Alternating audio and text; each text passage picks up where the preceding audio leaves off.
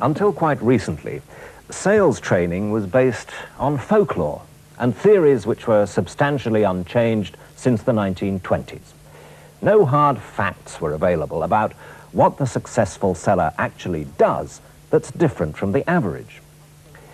However, by the mid-1970s, Huthwaite Research Group had pioneered the commercial application of behavior analysis, a technique for recording objectively what people do in their interactions with others, the kinds of questions they ask, the reactions they receive, the kinds of information they divulge.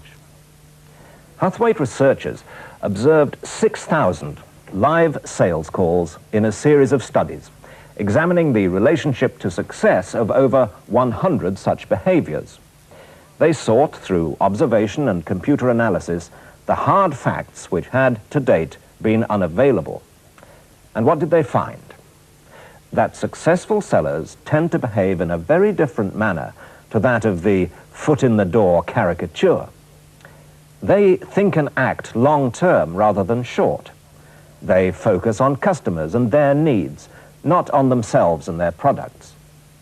They use a range of strategies and skills, but no tricks.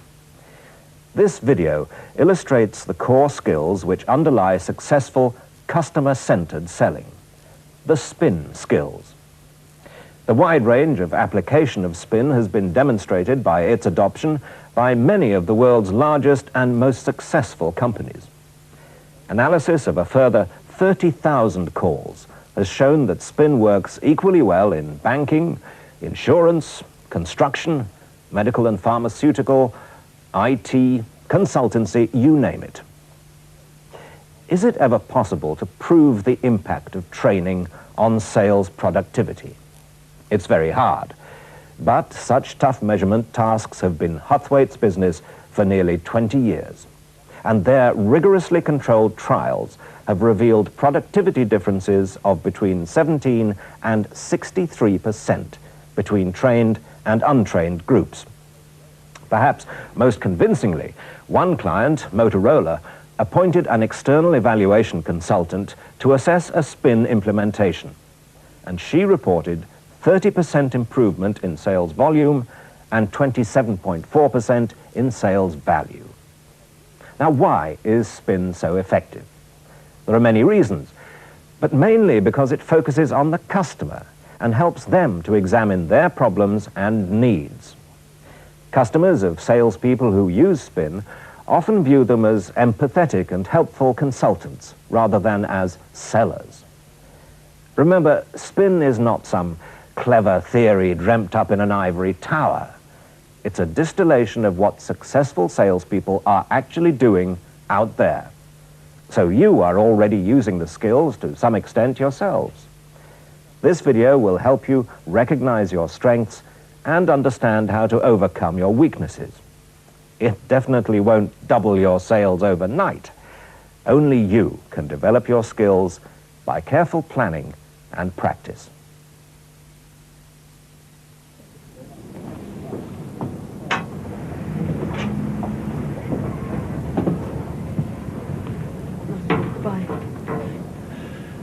Good afternoon. Good afternoon. John Swan, King Office Automation, here to see Mrs. Sutherland. Right, I'll try her number for you.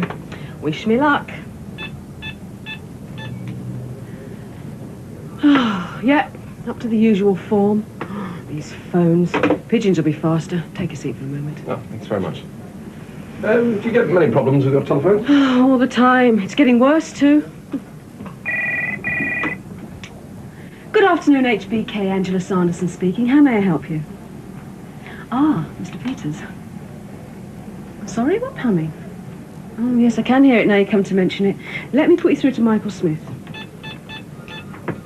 Mr. Peters for you.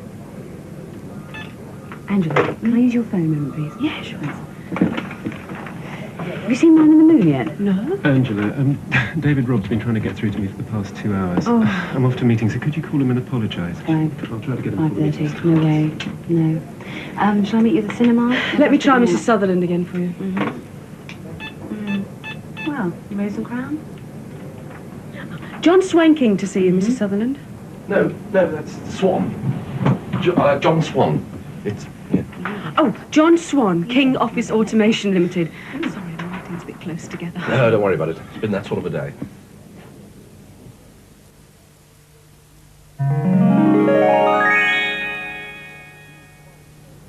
Well now, Mrs. Sutherland, I can't wait to show you the new prize-tell telephone system. I know you're having all kinds of problems with your current system. How old is it now? 10 years or so? 12. Ah, well, there you are, you see. Golly, things have changed in the last 10 years. That's 12. Goodness me, when I think of the changes I've seen, well, it makes me feel quite old.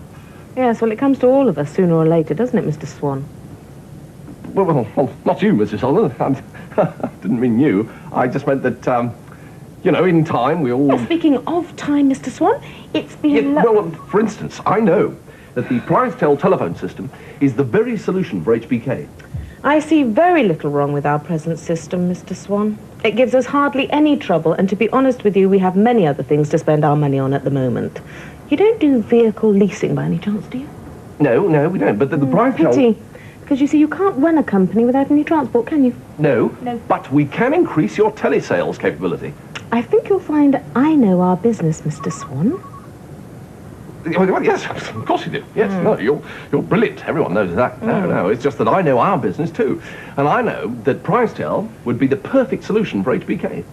All I can see, Mr. Swan, are the costs, the expense, the disruption of the business, the retraining of the staff. No, but you see, I've thought all that through for you. You've just got a bit of a blind spot about it. Ever thought of taking up diplomacy, Mr. Swan? No, that's not what I meant. Oh, this is so frustrating. Look, I know time is pressing. Yes, it is. Right. Very. Yes. But nonetheless, I would deem it a personal honour if you would allow me to demonstrate the prize-tell system for you.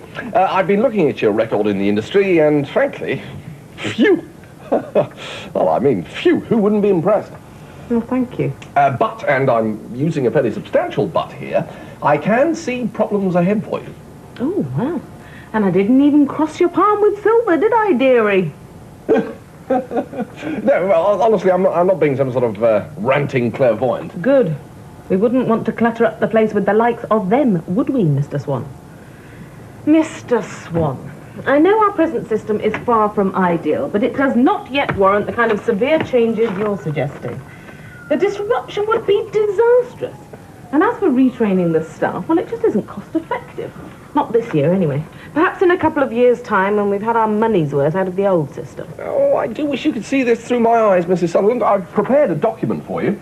Oh, another time, Mr. Swan. Perhaps you could leave your lovely document with my lovely secretary on your lovely way out. Thank you very much for calling. Bye-bye. Right. Well, thanks for your time. Oh, by the way, did I mention the conferencing capability? I just can't see we'd ever have a need for something like that, Mr. Swan. Or the micro-voice navigated hands-off optionals? The exit's quite easy. It's just past the secretary there on the left. What about the long-term servicing agreement or the leasing facility? Bye-bye. Oh, by the way, I didn't ask about your family. How is Mr. Sutherland? Robust as ever, I hope? He died 5 years ago. Did he? Good Lord. How time just seems to sort of fizzle out in a great steaming blob of ineffectual, garbage-brained, scrofulous, useless, incoherent nothing. Oh, I don't know. I got everything right to begin with, Doc. I got the appointment, which, let me tell you, wasn't easy. And the prize-tell is a fabulous system. It'd be perfect for HBK. The system she's got at the moment is practically obsolete, whereas the prize-tell will be adaptable to new technology for another 15 years at least. What do you say, Doc? Well, of course, John, she is quite right.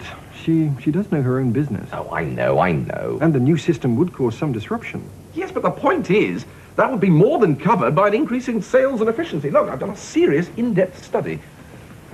Well, now, this is impressive, John.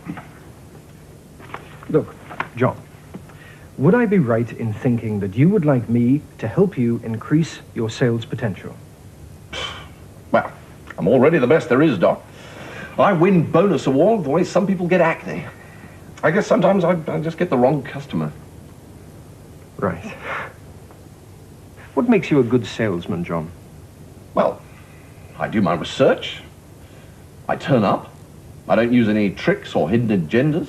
So frequently, you make the sale. Yes. But frequently, as with Mrs. Sutherland, you don't. Right. Right. How does that make you feel when that happens? Frustrated is the word I'd use, Doc. Frustrated, annoyed, what else? Well, I feel a bit of a Charlie, to be perfectly honest. I feel as if it's a personal failure. Right. So usually you make a sale on the basis of what? Personality, product capability, and understanding of your customer's business, yes? Yes. Right. What is it you do when you make a sale that you don't do when you fail? Well, if I knew that, I'd always make a sale. How might you react, I wonder, to a long run of failures? Well, it's a high-pressure business, Doc. All kinds of problems might come our way. What sort of problems are we talking about here? Well, he must have seen it. You know, chap gets behind with his orders, works extra hard to catch up, gets into the old downward spiral. And what do you see as the consequence of that? Worry, loss of confidence, loss of house. Health suffers, can't work, only takes a few missed opportunities. So it's important to keep up your sales quota. Are you kidding? It's vital. My company, my family, my tailor, my bookie, they all rely on my expertise. So, what would really make you feel better? Making a sale. That would make me feel better. If only I could do it every time. Ah, but say you could improve the odds substantially. Doc, I'm already the best. John, let's suppose that I had access to an enormous amount of research based on observation of literally thousands of hours of face-to-face sales calls, and consequently, I'd come up with some really helpful solutions. Well, if it was straight, not one of those new-fangled, psychobabble, clever jobbies from the University of Never Done It Myself, but I can write a musical about it. Yeah. No, John, I am not talking about theory here. I am talking about what people actually do when they make a successful sale. Well, fair enough. But I warn you, Doc, I've been around a long time. I've seen it all. I mean, it's okay for people starting out. All right. How would it be if you could help your client make a decision in your favor? Ah, well, if you put it like that. That would be useful, yes? Good grief, of course it would. Right, so if there was some way of increasing your chance... I tell you what I want. I can see what Mrs. Sutherland's outdated telephone system is doing to her company. And I can explain to her what our system could do for her. What I can't do is make her see that. Now, if your research could show me a way of doing that, then I definitely want it. Right. So, if there was some way of allowing Mrs. Sutherland to express in a precise and explicit way what it is she requires from you, then you'd be willing to give it a try? Yes, definitely. That is what is called an explicit need. Is it? Let me tell you about spin. Spin? Never heard of it. Well, in a way, you've just been through a spin sale. You see, my questions led you to see that you have an explicit need for my solution. Do you want to hear more? I'm all ears. Right. SPIN is an acronym. S-P-I-N. S stands for situation questions. Situation questions? Yeah, like how many employees do you have? How many telephone lines are there? That sort of thing. In other words, the very starting point of the conversation. Now, P is for problem questions. Fire away. Right. For instance, does your current volume of business ever cause the system to overload? How happy are you with the size of your telephone bills at present? Oh, and there was that one you yourself used in reception, remember? Oh, these phones. Pigeons will be faster. Take a seat for a moment. Oh, thanks very much. You get many problems with your telephones? All the time. It's getting worse, too. Problem questions. Understood. Right. Now, problem questions. They're designed to draw out information about difficulties, dissatisfactions, and concerns to reveal any implied needs that your customer may have. Any which? Well, implied needs. You see, your client hasn't yet said that she needs a particular solution, but the very fact that she has a problem implies that she might be looking for one. So, that's called an implied need. Oh, I get it. So, you ask all sorts of stuff about the nuts and bolts of the company, then you check to see how happy they are with the situation, and any dissatisfaction you pick up is an implied need. You have got it. Good. See, in a way, you have to be a bit like a doctor. Find out where it hurts. Ow! Right, yes. And so I suppose I've got to see the problems from her point of view. No, you've got to get her to see the problems from her point of view. Ah, yes, of course. What about some examples? Right, an implied need. The current system often gets overloaded. Don't talk to me about telephone bills, they've rocketed. If I need to send an internal message, it's sometimes quicker to give it to the tea lady so she can pass it on her rounds. That sort of thing. Got it. Right. Want to give it a try? Why not? Right, now, Mrs. Sutherland, do you mind if I start off by asking you a few situation questions? Not at all, Mr. Swan, whatever they might be. Thanks.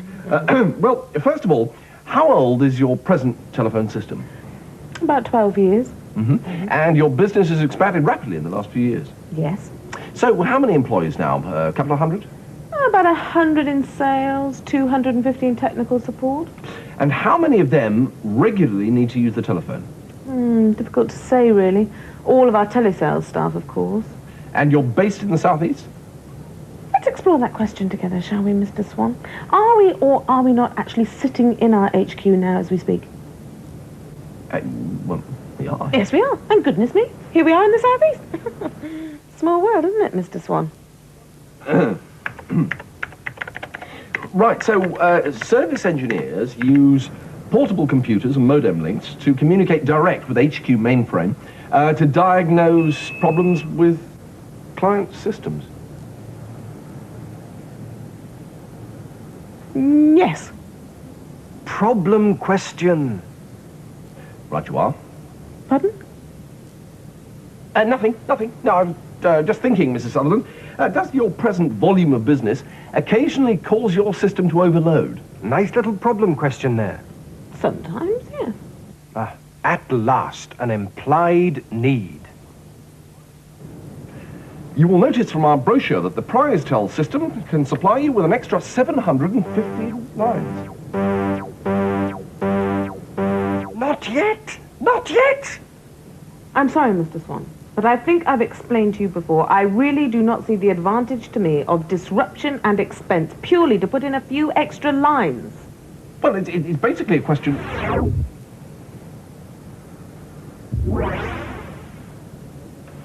What? What is it? Just excuse me for a second. What? Look, first of all, well done. You finally stopped messing about and got an implied need. But before you make the classic mistake of dumping all the features your system provides, you must follow up with some implication questions. Oh, for Pete's sake, but I was going really well. She was getting really interested. Look, I'll tell you what. Imagine the whole thing as a seesaw. Now, at the moment, the customer has plenty of reasons for not buying your product. She sees it as expensive, staff will need training, and the entire office will be disrupted. Not much incentive for the poor old customer there, is there? But just one little implied need, potential overload, you see? So, you have to ask her more questions to encourage her to consider what will happen to her company if she continues to get overloaded lines. Be bold, Swan. But all she said is that she gets an occasional overload. That's not much to go on. Yes, but look at it from her point of view, Swan. What might overloaded lines mean in reality? A frustrated workforce? Lost sales? Oh, I see the implications. So, ask some questions and reveal how much pain is being piled on by all these knock-on effects. Precisely, and get the balance level. That's the next stage in our spin model. Now, go to it. Mrs. Sutherland, does your volume of business cause your system to overload sometimes? Sometimes, yes. And how does that affect your customers? Well, unfortunately, sometimes they can't get through to place their orders. And does that cause dissatisfaction among your customers? Well, inevitably, sometimes it must, yes. So what happens when they get really unhappy? Well, unfortunately, that's when we lose them to our competitors. Any idea how much business you may have lost as a consequence of these occasional overloads? Some, a little. Not too much, I hope. Thousands of people do get through, you realise. But it could be a not insignificant amount. Yes, it's not inconceivable that it is a not insignificant amount, yes, yes.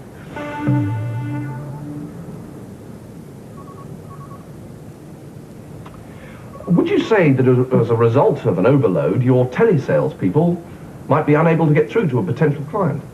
Well, funny that you should say that, but they have been complaining about exactly that. And what impact might that have on your expansion plans? Well, it could delay our product launch, for instance. But I can't consider installing a brand new system because of occasional overloads. How am I doing? Beg your pardon? Mrs. Sutherland, I can offer you an answer to all your problems. Mr. Swan, I cannot justify major changes on the basis of a few small problems. I'm sorry, but this investment really wouldn't be worthwhile. But Mrs. Sutherland, we've talked about the overloading problem. Yes? About the lost orders, the near collapse of your entire company. What? I'm in a position to offer you a solution. Oh, you know, Mrs. Sutherland, I get touched by genius when I talk about the prize-tell system. Let me enumerate its many exquisite facilities. No, please don't. First of all, with it, you can hold televisual conferences. Yes, well, we don't want to have any It television. monitors all preset outgoing calls and double-checks those not pre-selected. It is voice navigational in 17 languages, which means that your system can talk to their system and exchange information, fax to fax, with translation en route. Well, I can't imagine we would ever need... It comes in red, white, or blue. Mr. Swan, what exactly are you talking about? You said you had a problem. I didn't. Well, look, you implied it. I implied nothing.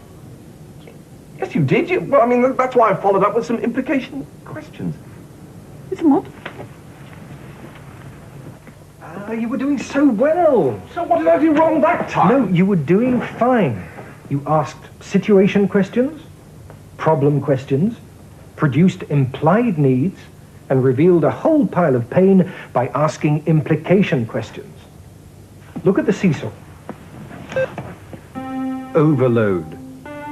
Lost sales. Frustration.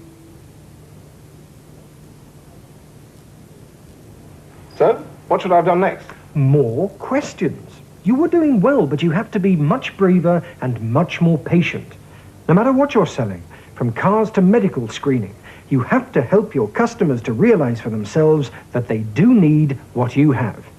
Well, wasn't I doing that? Yes, but you must allow them to do their own thinking. Mrs. Sutherland is a responsible manager. She's got jobs to protect, profits to maintain. This decision to replace her telephone system is only one of many she'll have to make in the course of a year. She's not going to rush into it. It has to be right. I see. So I have to go more slowly. She won't be interested in my telephone system until she's absolutely clear in her own mind that she will positively benefit by having it. I couldn't have put it better myself. Now remember, a model is called SPIN.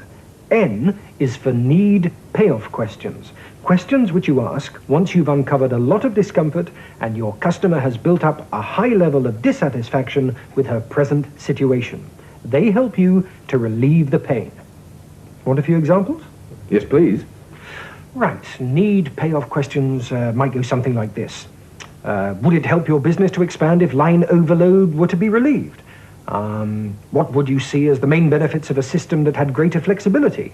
Or if there were a way to accommodate more incoming and outgoing calls, could this also contribute to an increase in customer satisfaction? Got it. So what are we after with these questions? Explicit needs. Hang on, that rings a bell. So, if there was some way of allowing Mrs. Sutherland to express in a precise and explicit way what it is she requires from you, then you'd be willing to give it a try? Yes, definitely. That is what is called an explicit need. You see, they are exactly what they say. Explicit. Your customer says what she wants from a telephone system and how it will benefit her. Now, No more chat. Time for you to go and try it out for yourself.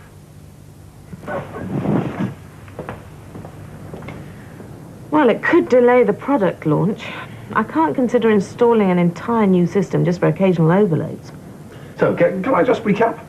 Your system is, quote, far from ideal. Sales promotion can cause overload. Some customers can't get through, take their orders elsewhere, and you lose a not insignificant amount of business. But at the same time, because you haven't got enough lines, your telesales staff can't call out frequently enough and so lose sales. So the staff become frustrated. So as well as losing a not insignificant number of sales, you also risk losing valuable staff. Now, do you train your staff here? We do. So losing them would be expensive. Certainly. Now, how do you think your sales team would react if line overload were to be relieved? Mr. Swan, there would be dancing in the street. Now, do you think there would be any other benefit in having extra line capacity? Well, we could consider the option of teleselling in Europe. So what you're saying is you're looking for a system capable of expansion as your business grows. Well, it would be comforting to know we could increase the size of the system without actually having to replace it. And what would you see as the major benefit if the system had a flexible growth path? Well, obviously, it would be good to have something that could grow as we grow. It's far too costly to keep replacing the system every time we open a new plant. In an ideal world, of course, I'd like something that could accommodate new ideas. I mean, I've actually had a rather challenging new idea of my own, Mr. Swan. Would you like to hear about it? Certainly. It's for a customer-to-customer exchange service relying exclusively on having a liaison department solely for HBK users. Now, I'd need a telephone facility for that, wouldn't I? Well, that sounds excellent. Sort of keeps it all in the family. Exactly. Now, if you were able to cut down on personal calls, might that also contribute to an increase in efficiency in the company? Oh, Mr. Swan, you've hit upon one of my own personal crusades here. Personal calls can cost thousands of pounds. And also deprive customers from the opportunity of placing further orders. Absolutely. And so make the overload even worse. Precisely. So, are you saying then that your objectives are to eradicate overload and thereby increase profits, sales and inquiries, cut out misuse, start a European telesales centre and be flexible enough to incorporate future ideas without total replacement, increase efficiency and reduce bills? In a nutshell, Mr. Swan, yes. That is exactly what I want.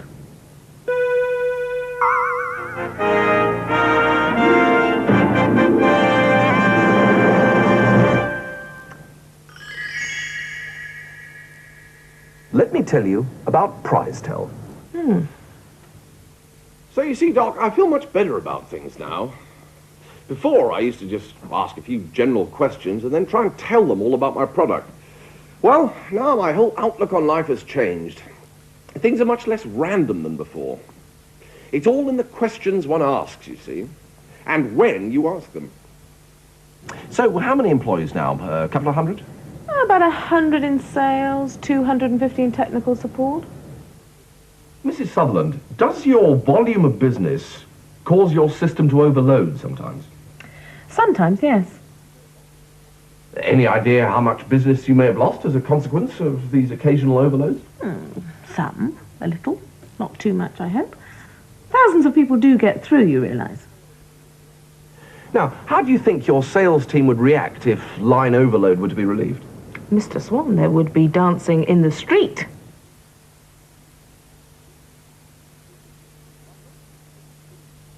You see, by not using the spin model, I was making my job much harder than necessary. Well, now I'm up for a much easier time. Why get in my own way? Now I'm going to start being extra good to myself. I deserve it.